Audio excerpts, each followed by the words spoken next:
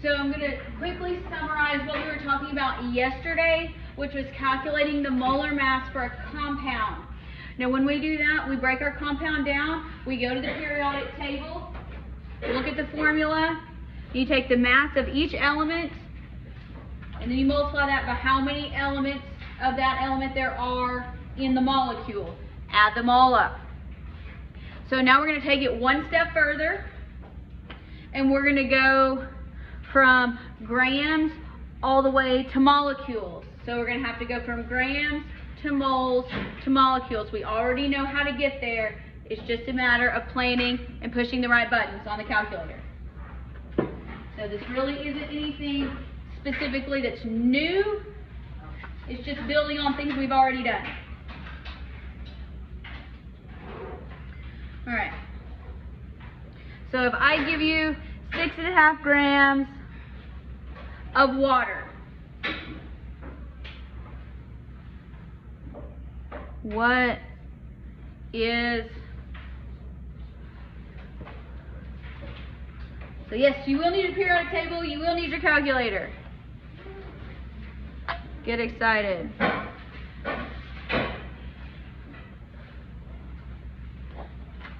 I'm going to say hydrogen.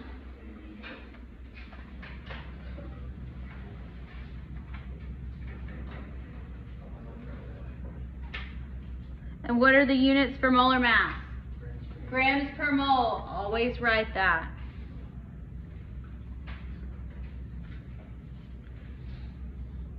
So I added this up and got 18.02 grams per mole. Yours may be off by a little bit depending on how you round. That's okay. I'm much more interested in the process than in the exact number. Yes? At the beginning of when you start writing, after the L, what's the little box? Right here? Oh, it was where I was writing H. And then I just decided not to do it. So, it's not important. Alright, so if I have 6.5 grams of water, where do I go first? Moles. We go from grams to moles. Alright, we want grams to go away. Grams goes in the bottom. Remember, the number always stays with grams, because we want grams to go away. So that's 1 mole of water. Now we need to go from moles to molecules. Can we do that? Of course we can. Who remembers how? Yes, so we know that 1 mole of anything, so in this case, water, is 6.02 times 10 to the 23rd molecules. And we'll put water up there. So now it's just a matter of putting it in the calculator correctly, which can sometimes be my problem. And I like to do this using the capital E button. You use the method that works for you.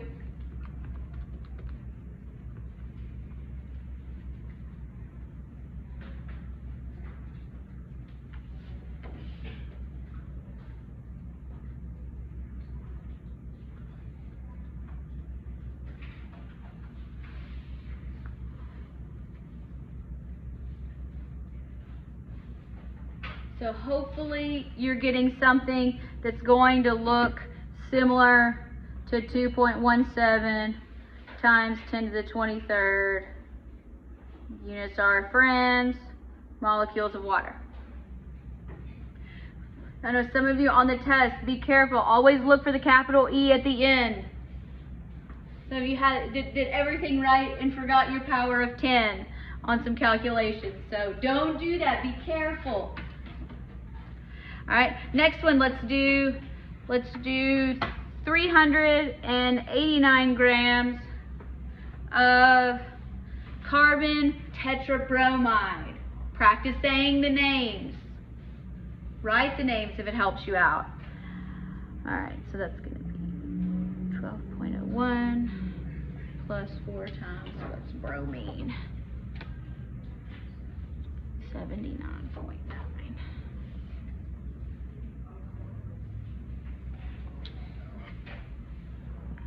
So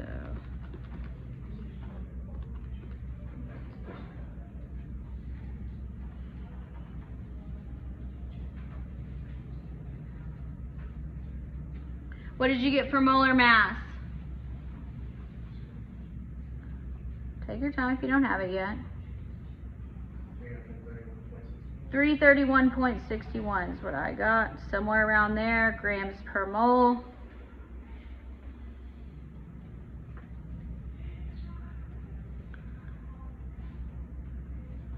So now let's go into our sample here. Cancel grams, the number stays with grams always.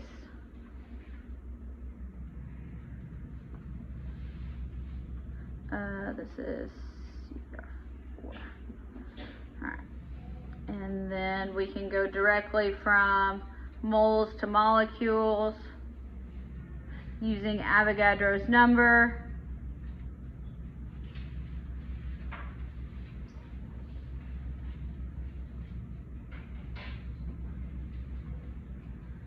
Okay.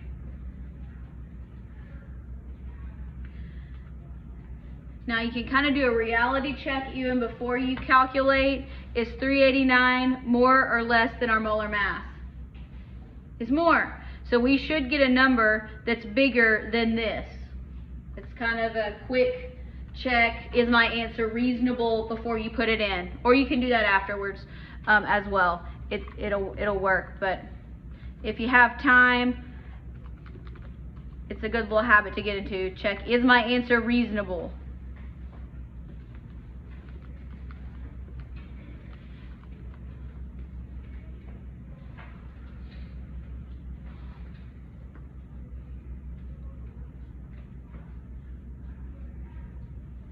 Remember to look for the power of 10, especially on your scientific calculator. I don't need all the decimals. I'm going to go with 7.06, 10 to the 23rd, molecules. Who thinks this is easy so far? Good. Who's mad we're doing math again? Okay, it's fair. I understand. It's not going away though. Next, 22.1 grams of the oxygen molecule. So that's going to be 16 times 2. That's a quick one. 32 grams per mole on that one. When you do enough of these problems, you start to remember what the molar mass is. Yes? Theoretically, but not really. Not practically. If you really want to do them, great. But after the first test in lecture, I'm pretty much like, just don't write me the whole big decimal. Round to a reasonable number. I tend to like 2 to 3 decimal places, or you know, something like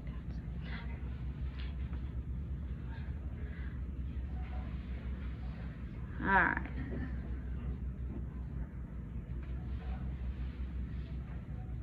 Alright, plug it in. Now if you're in lab, significant figures, always significant figures in lab, not lecture. Alright, and then we get to, from moles to molecules, same thing, Avogadro's number. So somebody do a reasonable check on this. Is what we're starting with more or less than 1 mole? It's going to be less. So we should have a number that's less than this.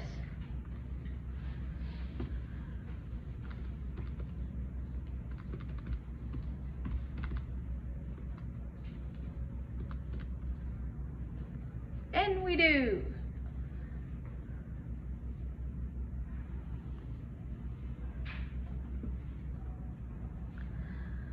So I spit this out. My calculator says 4.16 times 10 to the 23rd molecules of O2.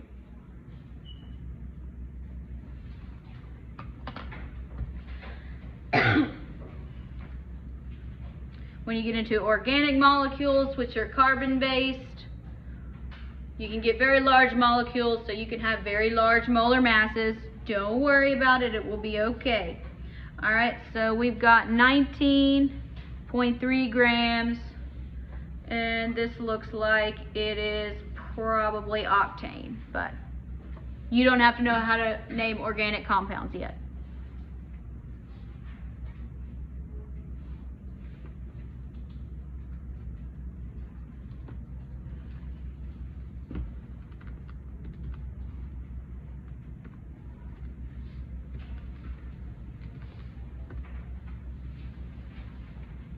I got 106.18 for my molar mass. Depending on how you round, it's going to be around the same thing. Grams per mole. Again, it's just repetition here. Bless you.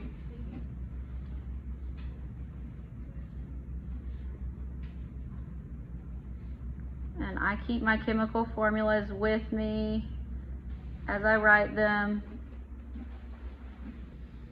And then again, 1 mole C8H10 is 6.02 10 to the 23rd. Do we have more or less than 1 mole?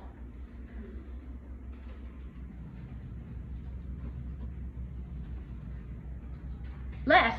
Yes, there's less, because 19.3 is less than 106.18.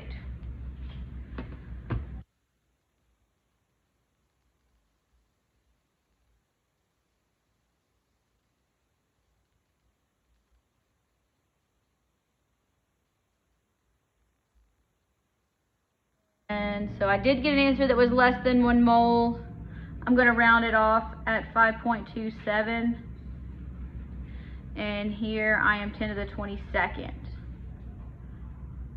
Molecules, C8H10. What you will find throughout this semester and even on into Chem 2 is that once you get something into moles, you can transfer into so many other different parts of calculations. So it just kind of like opens up a whole new world, which you're probably going to hate at first. I love it. Now, let's go the other way. Yes. All right.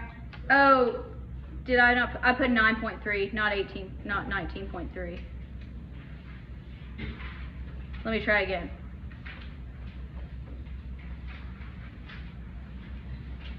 Did you get 1.09 times 10 to the 23rd? Okay, that works. For getting a 1. It still met a reasonableness test. Again, I care about the process much more than the final number. If you didn't figure out on the test, the answer is only actually worth 1 point. You can.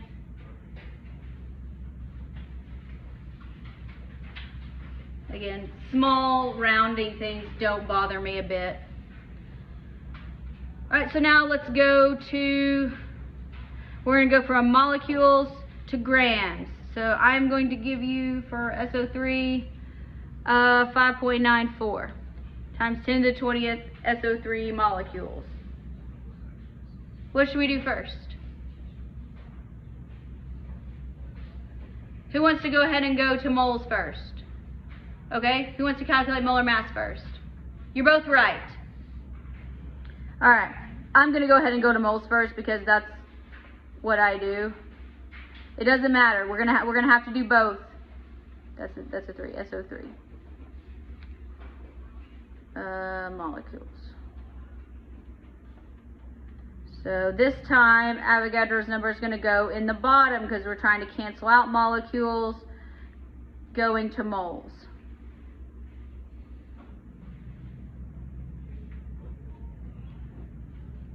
But what I tend to do is I tend to go ahead and write out my problem and then fill in my molar mass when I get there. If you want to calculate all your molar masses at the beginning, go for it. It's not wrong. You got to do it at some point.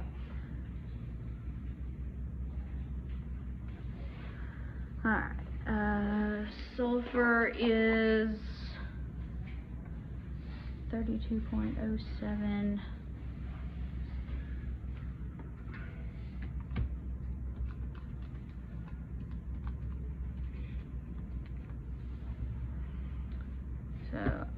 gonna go with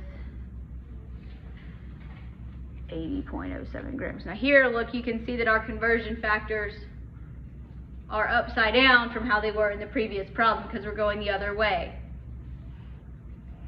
So we have to line them up so our units cancel. The problem asks us for mass. It doesn't specify, so let's just stay in grams. Because I like grams.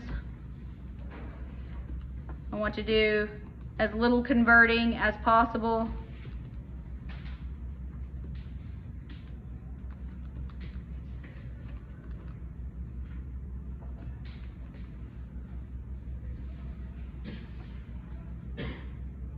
And I got a small number. So you can use scientific notation if you want to. I don't. I'm going to go with 0.079 grams SO3. So when I look at this, I say I'm starting out, 20 is less than 23, so I've got less than a mole. So I should have less than this, and I do. The quick reasonable check. All right, now we are going to have 2.8 times 10 to the 22nd water molecules.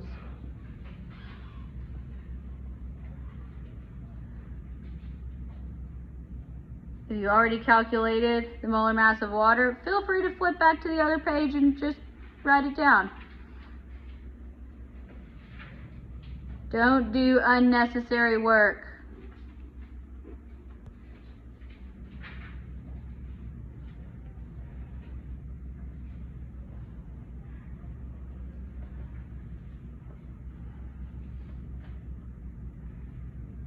Okay, and then I'm using my previously calculated molar mass of 18.02. Based on my starting amount, it's less than a mole, so I should get a number that's less than 18.02.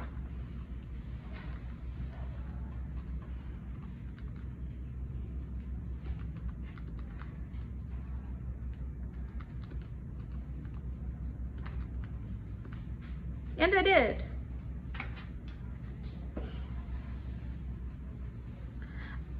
I'm going to round off here at 8.38 grams.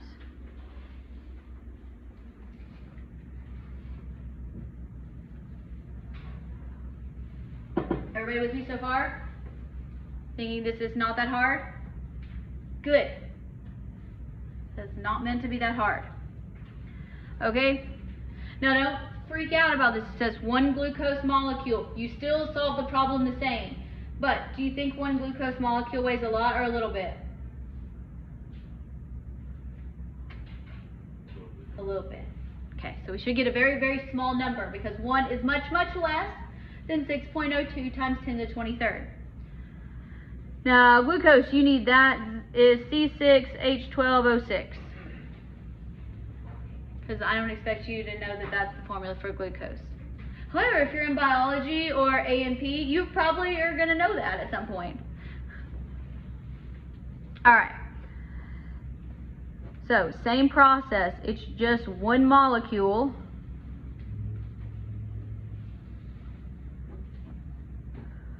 And same thing, 6.02. That's a decimal right there. 10 to the 23rd. Molecules.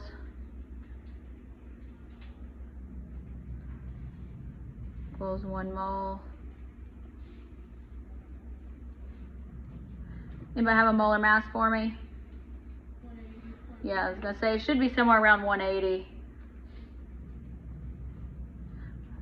So you got 180 point, is it 0.2?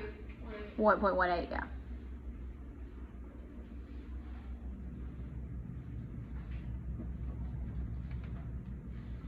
As long as you got something somewhere around 180, make it 180, 180.2, it's going to be okay.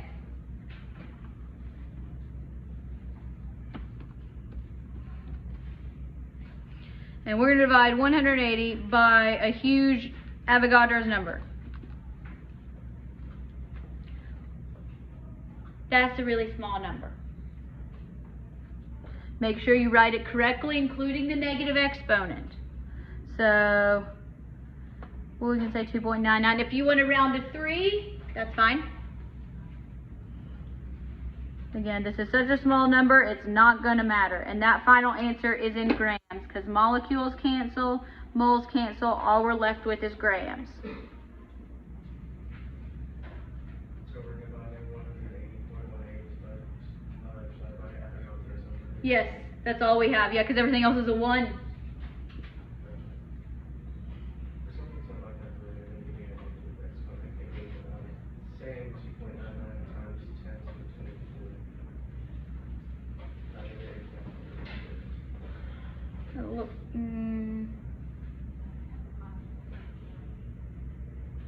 If I got a positive exponent. And you divided, not multiplied?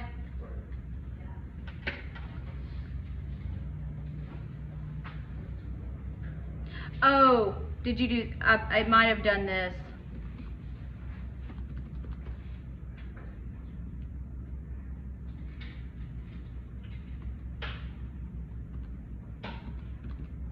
Not log.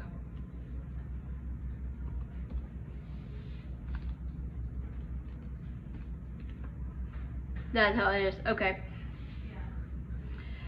So when you, to prevent that, you either need to do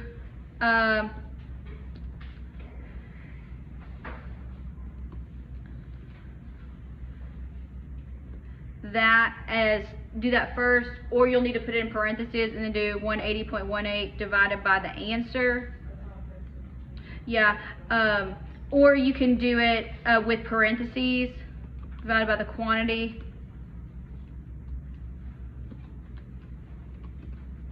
And it'll work. Yeah.